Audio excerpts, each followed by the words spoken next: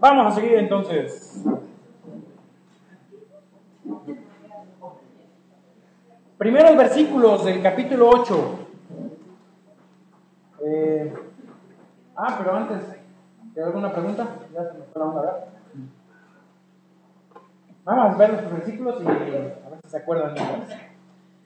Dice capítulo 8, versículos 1 al 3.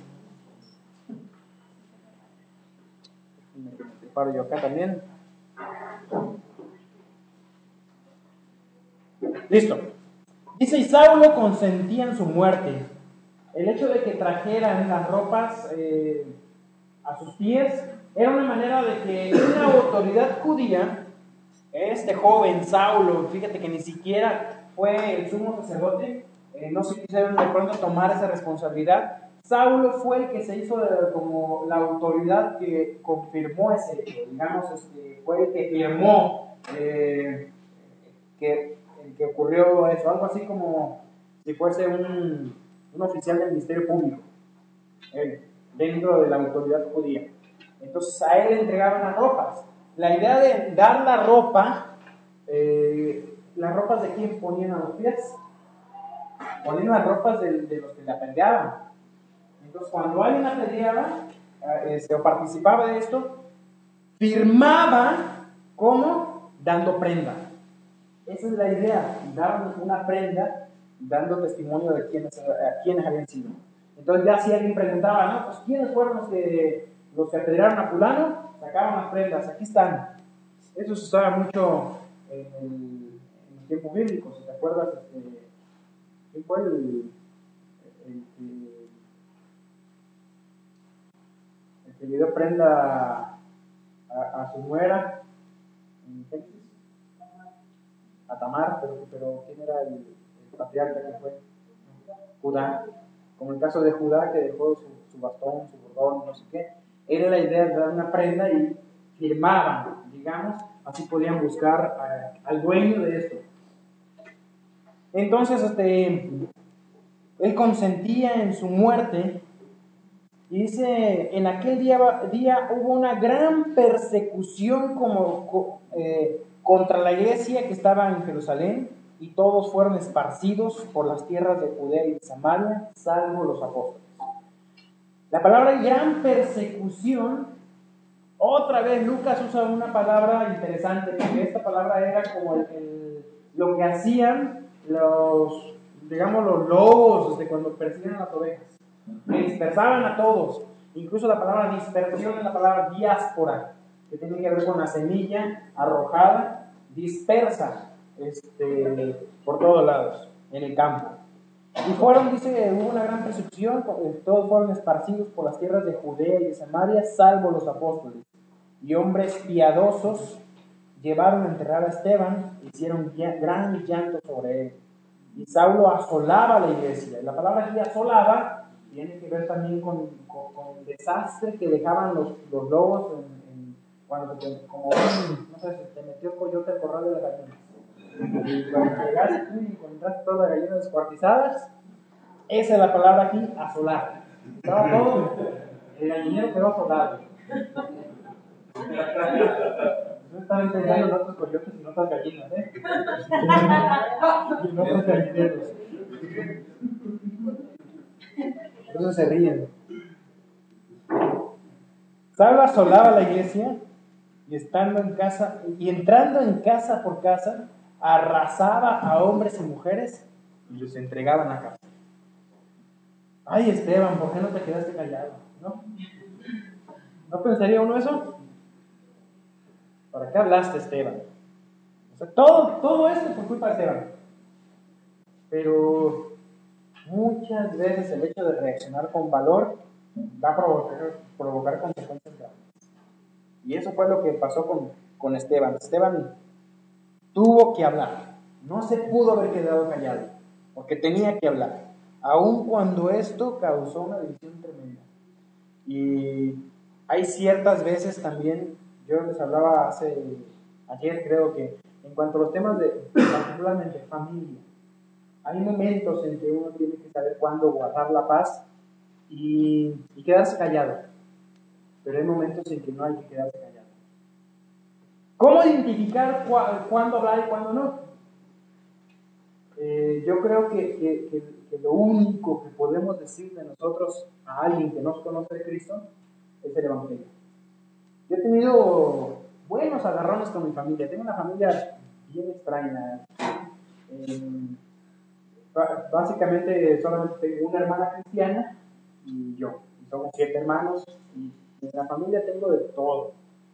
Una parte de mi familia defiende mucho tengo una de mis hermanas es New Age, se casó con un cura anglicano.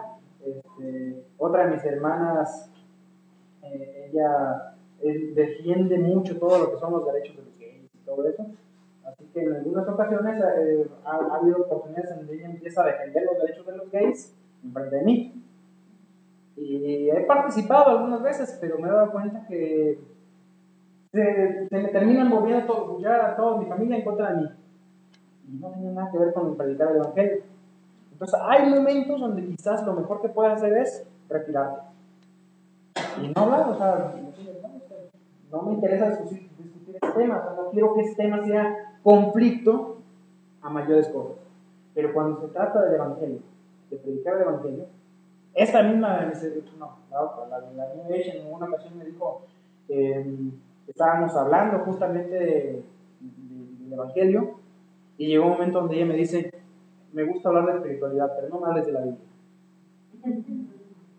Y entonces le digo, si yo cierro la Biblia no tengo nada que decir.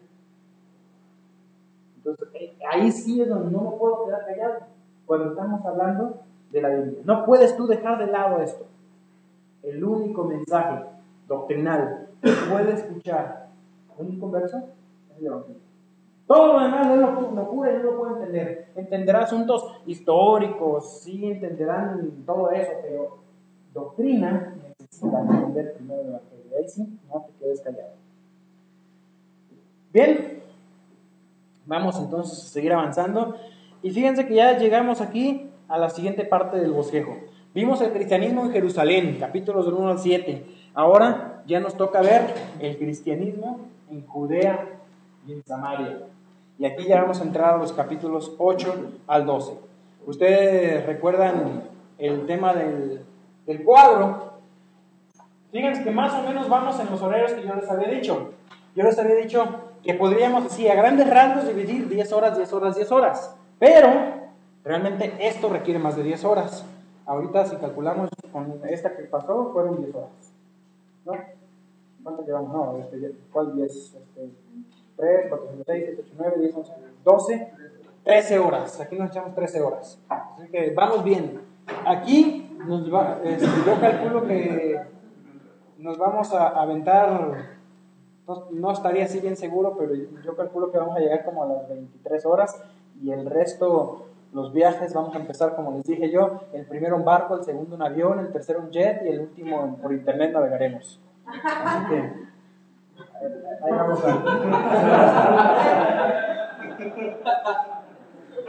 este cuadro, repásenlo bien. ¿Sí? El cuadro, en Génesis una vez los hice sufrir yo cuando les pedí que memorizaran los capítulos. Entonces no sé si a algunos les tocó Génesis conmigo y me odian todavía por eso. Ahí yo les di chance de que memoricen el título del capítulo que ustedes quisieran. Pero luego fue un lío realizar los exámenes, entonces yo aquí les pido memoricen estos, ¿sí? Aunque en el bosquejo de pronto tengamos diferentes títulos del libro, para memorícense este cuadro. Salvo el cambio que yo les había dicho aquí. ¿Sí se acuerdan? ¿No estaban? Pedro, pónganmelo acá. Y aquí dice, pónganme otros. Tengo que corregir el cuadro en la presentación. Sí. Aquí es el cambio que hay que hacer. Pedro, aquí donde dice Pentecostés, ahí debe decir Pedro. Y aquí donde dice Pedro, que diga otros. ¿Qué página es? Página 3.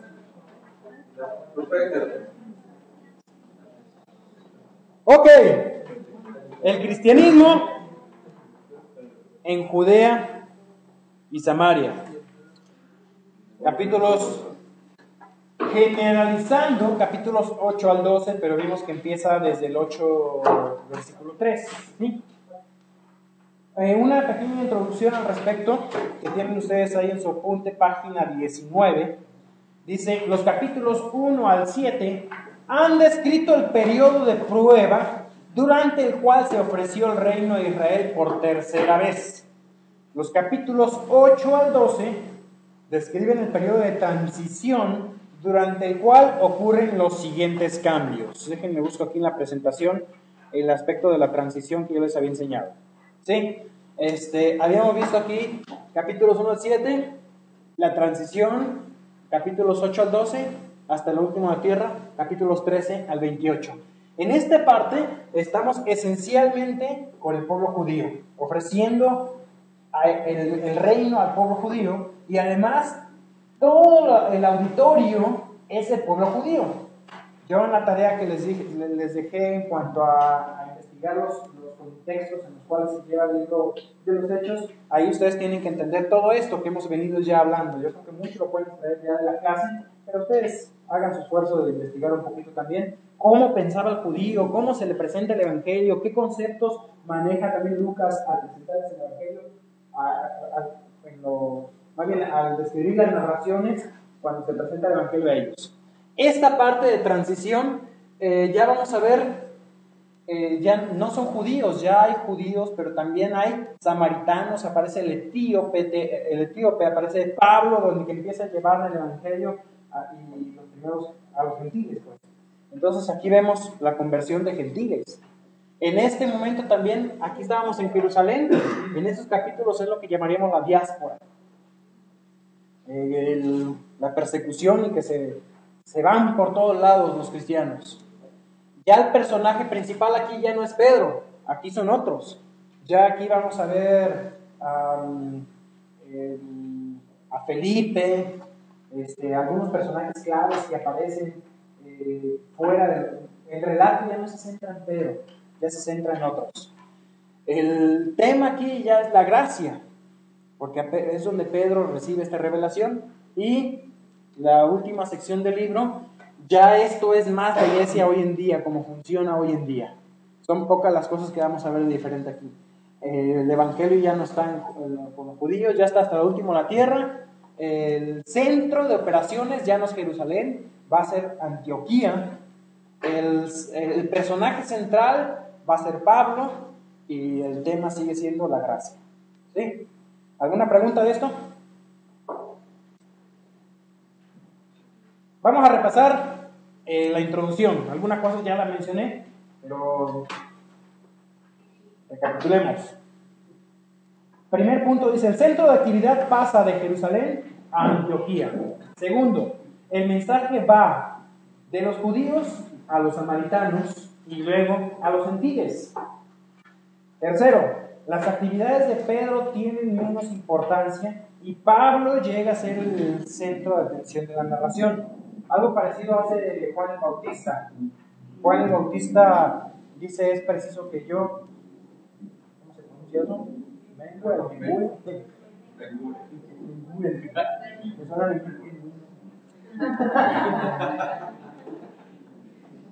Es preciso que yo mengüe y que él crezca. Y de alguna manera aquí Pablo no tuvo celos de eso y empezó a respaldar el ministerio. Pedro no tuvo celos de Pablo y respaldó su ministerio. El comunismo de la economía del reino, que vimos ahí donde todos tenían las cosas en común, se reemplaza por la actividad de la iglesia. La iglesia existía desde el Pentecostés, pero ahora se revela su significado y lugar en el programa de Dios mediante el ministerio de Pablo.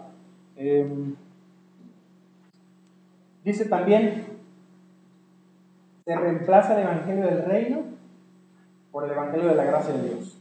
En los capítulos 8 al 10, es un punto interesante, fíjate. Tenemos 3 conversiones paralelas a los 3 hijos de Noé. ¿Se acuerdan que hablaba yo de la dispersión de las naciones? Quiero enseñarles otro mapa que puse yo aquí. Si ustedes ven así el mundo, esencialmente los hijos de Noé se repartieron a tres zonas diferentes. Génesis capítulo 10. ¿Sí? Hacia esta zona de aquí, África, y hacia abajo, no estoy hablando de esto de acá, sino más bien de África, olviden el cuadrito. ¿Quiénes son los que se fueron a vivir ahí? Los hijos de Cam. Cam significa oscurecido, ¿sí? Algo tendrá. Allá, Europa, arriba. ¿Quién se fue a vivir a Europa, Asia, Grecia, Roma, toda esa zona? ¿Quién se fue a vivir allá? Jafet. ¿Qué significa Jafet? Significa amplio. Sí.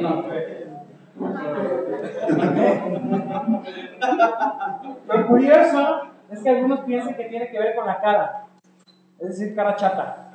Es como este chatito, ¿no? Entonces, los chatos se fueron a vivir ahí arriba.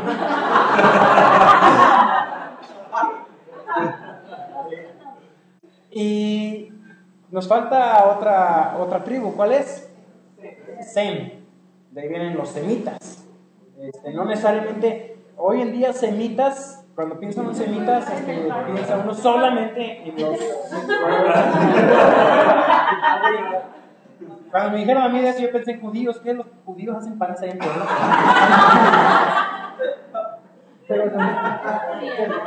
Pero los semitas esencialmente piensan en el pueblo judío, pero semitas son todos los que viven en esa zona hacia allá, ¿ok? Incluyendo asiáticos y americanos nativos. Entonces, esas son las tres áreas de los tres hijos de Jafet. Ahora, en los capítulos 8 al 10 vamos a tener tres conversiones paralelas a los hijos de Noé. Primero, el etíope. ¿De dónde venía? Era de África, un etíope, ¿no? Descendiente de Cam. Pablo, un descendiente de Sem, y Cornelio, un gentil descendiente de Jafet. Ahí tenemos un cuadro en un capítulo del Evangelio yendo a toda la humanidad. Ahora, otro dato interesante que podríamos, voy a hacer aquí mis círculos concéntricos perfectos, a ver si me salen mejor acá en este mapa. Primero, tenemos el evangelismo. Fíjense cómo va creciendo el evangelismo. Aquí está Judea, tenemos el evangelio, esto es Israel aquí chiquitito, tenemos el evangelio en Judea, no marcó nada. A ver si escogí el plumón correcto. Listo, ya lo veo. Entonces tenemos el evangelio aquí en Judea, ¿sí? Segundo, conforme vamos a ir avanzando en el capítulo, vamos a ver que llegó, pues ahí creo que me agarré también Samaria, así que está muy chiquito. Eso es Judea, Samaria, luego llegamos, aquí está Antioquía. La iglesia ya alcanza a llegar hasta Antioquía, Tarso, porque Pablo se fue a Tarso en ese tiempo, entonces cubre toda esa área. Después, el siguiente círculo donde el evangelio llega. Ahora, Hechos centra la narración hasta esa zona, aunque se piensa tradicionalmente que otros discípulos se vinieron hacia África, por ejemplo, en ese caso, pues, ¿cómo se llama? El etíope. Y algunos discípulos se piensa que fueron incluso a China, dicen la tradición, pero no la Biblia. El libro de los Hechos centra la historia hacia esto, el siguiente círculo crece hacia acá, y el siguiente ya llega hasta Italia. Esa es la manera en que va creciendo el evangelio. Primero, Jerusalén, Judea, Samaria, llegamos a Antioquía, llegamos a Grecia, primero y segundo viaje misioneros.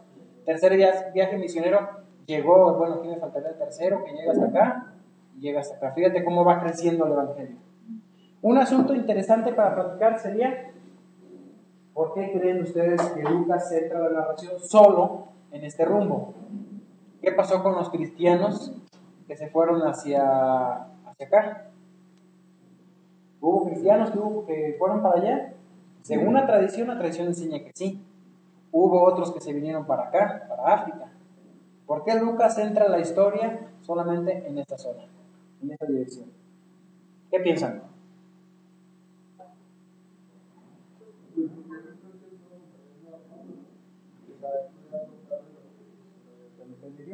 Okay. Pero era un buen investigador, pudo haber investigado lo demás. Aunque sí, obviamente pesa más eso. ¿Decías? ¿No? Porque eso que está en la parte del Imperio Romano y eso no hay mucha comunicación. Supongo que para allá cada vez casi no hablan por carretera como ellos y todo eso. Esencialmente yo creo también que es por el aspecto del Imperio Romano.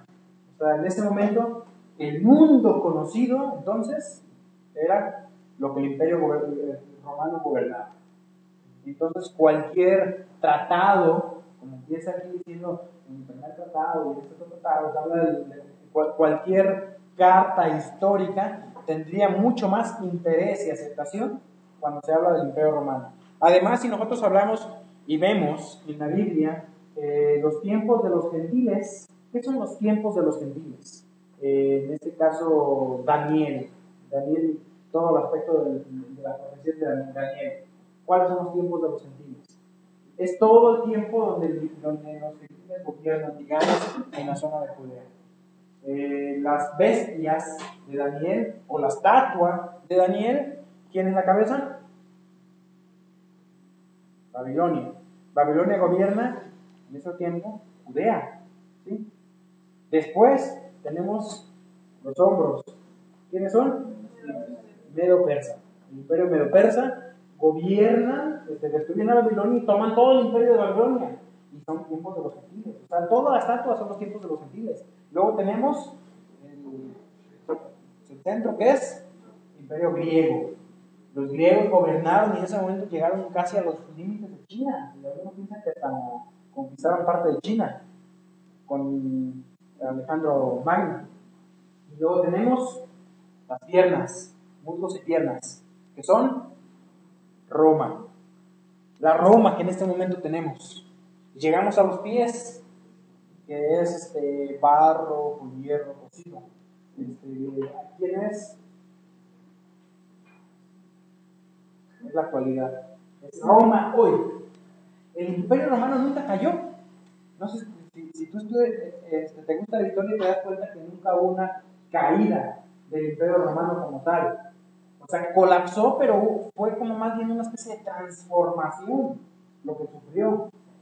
Lo que antes era el Imperio Romano era un imperio político, pero tras la conversión de Constantino, el Imperio Romano dejó de ser tanto político y pasó a ser más bien un imperio religioso. Entonces el Imperio Romano actualmente sigue siendo Roma, por decirlo de alguna manera, el gobierno mundial. Incluso nuestras leyes están basadas en un aspecto romano. O sea, nuestras leyes son fundadas dentro de lo que se llama el derecho romano. Entonces, de alguna manera seguimos ahora bajo Roma. La visión del hombre dio oro, plata, bronce, hierro, llegó el barro. Y se fue degradando. Hoy estamos en la etapa más degradada del imperio. Incluso desde una monarquía absoluta, donde Nabucodonosor, lo que decía, eso se hacía. Después con el Medo Persa, donde el rey se tenía que someter a sus propios edictos. Porque un edicto confirmado no se podía echar para atrás. ¿Te acuerdas con Esther, Azuero y todo lo que sucede en el libro de Esther? Que tuvo que sacar otro edicto, no podía borrar el anterior, pero dio uno donde podía permitir que los judíos se defendieran. Luego llegamos al siguiente, que es el imperio griego, donde ya hay un parlamento. O sea, tenemos un emperador, pero hay un parlamento, que los ciudadanos comienzan a tomar decisiones. Ya la autoridad no está completamente en manos de un solo hombre, que era el oro. Y llegamos a Roma, donde tenemos un César, pero también, ¿qué había en Roma? ¿Es famoso Roma por eso? El Senado. Tenía el Senado. Ya había leyes que que se establecían a través del Senado. Aunque estaba César, el César no tenía un poder absoluto. Y hoy tenemos lo más degradado en la visión de Dios, democracia, el pueblo gobierno. Son los principios de la democracia. En lo personal yo creo que el tipo de gobierno que Dios exige es teocracia, pero de ahí se va degradando hasta la democracia. Y nosotros hoy pensamos que la democracia es lo más sublime que existe. Bueno, ya me fui por las ramas de todos lados, ¿verdad? Pero todo esto para entender un poquito en cuanto a esto, a por qué en esa dirección, por qué Roma, un poquito de la manera de pensar también de tanto de lo que Dios opina en cuanto a los gobiernos humanos, como el aspecto propio del libro de los Hechos y el contexto en el cual se desarrolla. ¿Sí? ¿Alguna pregunta o algo para agregar? Que no tenga que ver con la ley, por favor. ¿Vamos bien? Seguimos, entonces, ¿cómo vamos con los rezazos? Yo no he escuchado timbre ni nada, ¿eh? Ahí me avisan si timbre y no lo oigo. Porque, bueno, de clase, vamos bien. Capítulo 8, versículo 4 en adelante. ¿Quién me ayuda, por favor, a leer los versículos 4 hasta el 8? Pero los que fueron esparcidos iban por todas partes anunciando el Evangelio. Entonces Felipe, descendiendo a la ciudad de Samaria, le predicaba a Cristo. Y la gente unánime escuchaba atentamente las cosas que decía Felipe, oyendo y viendo las señales que hacía, porque de muchos que tenían espíritus inmundos salían estos dando grandes voces, y muchos paralíticos y cojos eran sanados. Así que había gran gozo en aquella ciudad. Muy bien. Entonces llegamos aquí al asunto de la diáspora. Y dice, pero o sea, todo esto es, Saulo asolaba la iglesia, pero en todo esto algo bueno. Aquí vamos a ver un poquito lo que es la vida de la expansión de la iglesia naciente, ¿sí? Los primeros viajes misioneros. A lo mejor esto no lo van a encontrar en mapas de ustedes, porque no está. Alguno creo que lo trae por ahí, pero me costó un poquito encontrar este mapa. En este caso vamos a ver Pedro y Juan, por ejemplo, cuando son enviados a investigar la información de los samaritanos, es parte de lo que vamos a ver. Pedro y Juan son arrestados, entonces aquí estamos en ese momento donde Esteban muere apedreado y empieza lo que es la diáspora. Vamos a ver las rutas de Felipe, las rutas de Pedro y Juan y las rutas de Pedro. Empezamos entonces con Felipe. Felipe dice que descendiendo a la ciudad de Samaria, predicaba a Cristo. Entonces ya llegamos aquí a Samaria. Felipe, ¿dónde lo encontramos? Estamos acá, en el 1. Felipe predica por toda Samaria. Así que llegamos a esa sección y dice, la gente unánime escuchaba atentamente las cosas de las que hacía Felipe, oyendo y viendo las señales que hacía. Como yo te decía, Felipe, una vez más, igual que el caso de Esteban, son los únicos que se les asignan señales. En este caso, Felipe es el primero que va a Samaria. Hasta ahora no se había predicado el evangelio a samaritanos. Quizás desde la última visita que estuvieron ahí no había pasado más nada. Los samaritanos eran descendientes de colonos que los reyes de Asiria habían llevado a vivir ahí después de la dispersión de las tribus del norte, y se establecieron en Palestina después de la caída del reino del norte. Se mezclaron con algunos que quedaron ahí, con los deportados y algunos que no fueron deportados. Por esto, dice aquí el apunte, eran despreciados por los judíos a causa de su sangre mezclada, y también muy despreciados porque cuando se dividieron las dos naciones, ¿te acuerdas? Dos reyes, Jeroboam y Roboam. Roboam, sí, era el hijo de Salomón, ¿verdad? Creo que sí, es que luego como se parecen los nombres, no me hago bola. Así que supongo que ustedes también conmigo.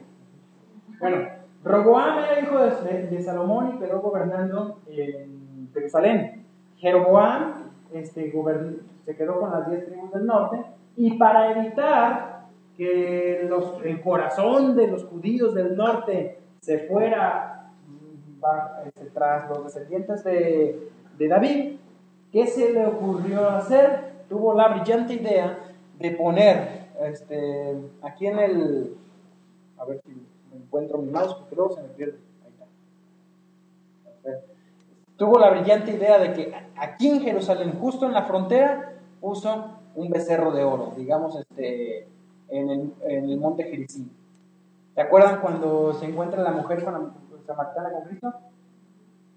Ustedes dicen que tenemos que adorar en aquel monte, pero nosotros, nuestros padres nos enseñaron que en este monte, era el monte Gerizim. En ese monte puso un becerro de oro. Y en Dan, hasta acá arriba, hasta la zona del norte, no sabría si es aquí en el monte Tabor o cuál, puso otro becerro de oro. Así que podían venir a adorar acá, o podían venir a adorar acá, pero que no vinieran a Jerusalén.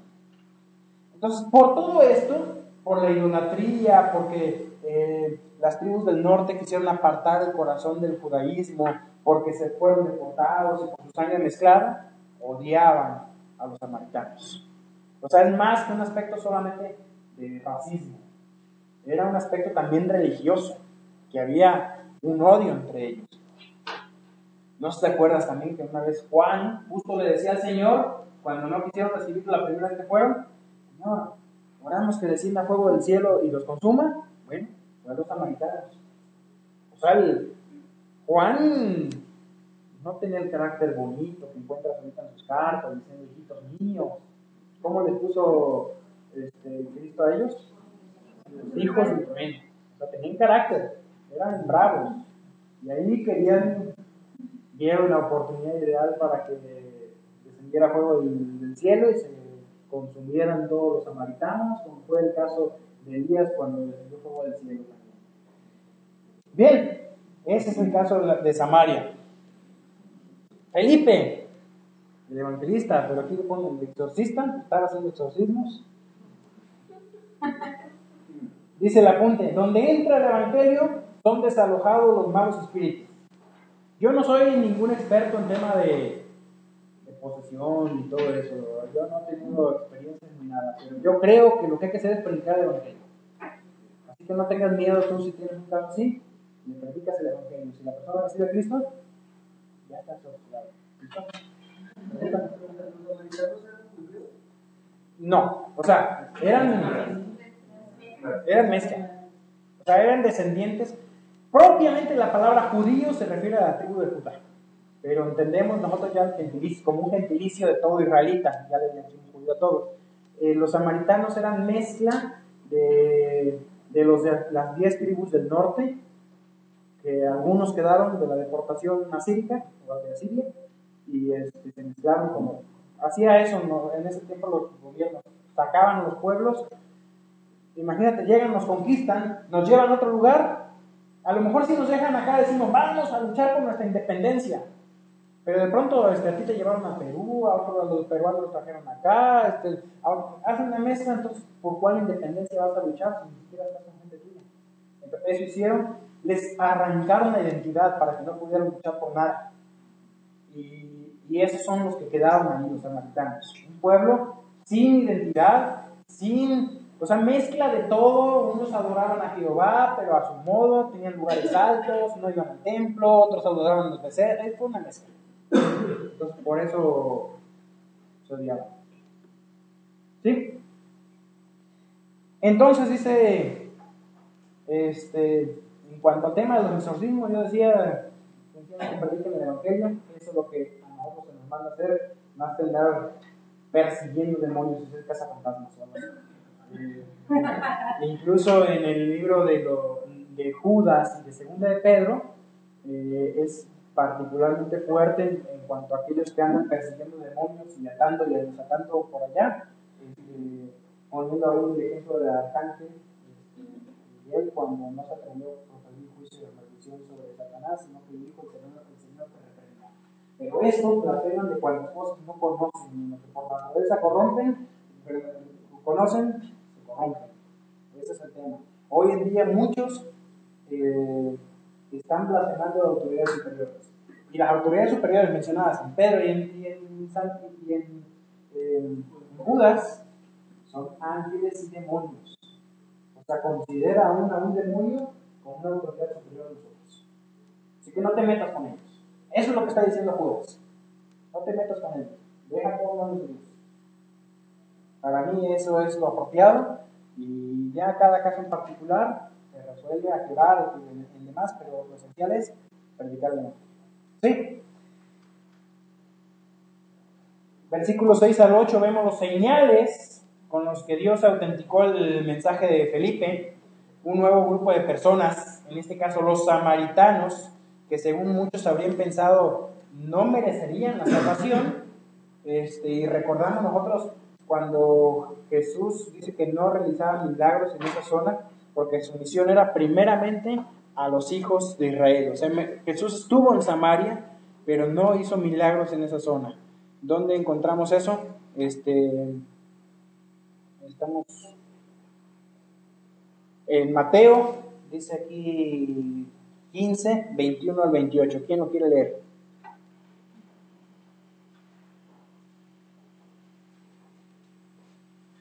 Ya lo tengo acá.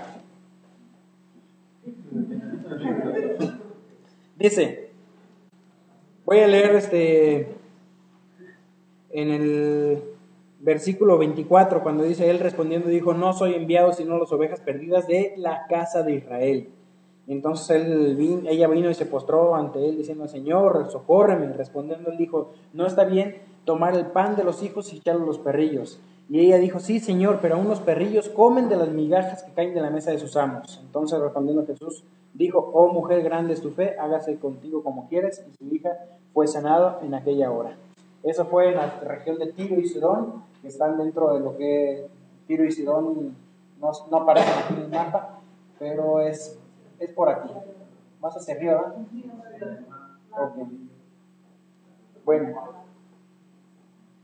Entonces, primeramente la misión de Cristo era hacia los hijos de Israel. En este momento vemos una nota que está ahí en la punta interesante. Lo que había comenzado, dice en el versículo 1, en aquel día hubo una gran persecución. Ahora estamos en el versículo 8 y dice, había gran gozo. La gran persecución ahora se había transformado en gran gozo en aquella ciudad. Hermanos míos, tened por sumo gozo cuando estéis en diversas pruebas. La carta de Santiago se escribe en estas circunstancias, en este contexto, en el contexto de la diáspora, cuando había grandes pruebas, pero también había gran gozo. Y dice en el versículo 9, nos topamos aquí con un personaje interesante, ¿no?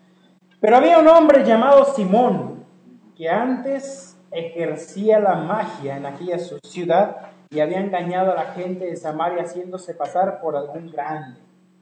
A este oían atentamente todos, desde el más pequeño hasta el más grande, diciendo, este es el gran poder de Dios. Y le estaban atentos, porque con sus artes mágicas les había engañado mucho tiempo. Pero cuando creyeron a Felipe, que anunciaba el evangelio del reino de Dios, y en el nombre de Jesucristo se bautizaban hombres y mujeres, también creyó Simón mismo, habiéndose bautizado, estaba siempre con Felipe, y viendo las señales y grandes milagros que se hacían, estaba atónito. Aquí yo creo que ustedes ya leyeron la historia, ¿verdad? La pregunta que podríamos tener es, Simón, ¿creyó? O sea, ¿fue salvo? Porque creyó, dice que creyó. ¿Pero fue salvo? Vamos a platicar de eso después de eso.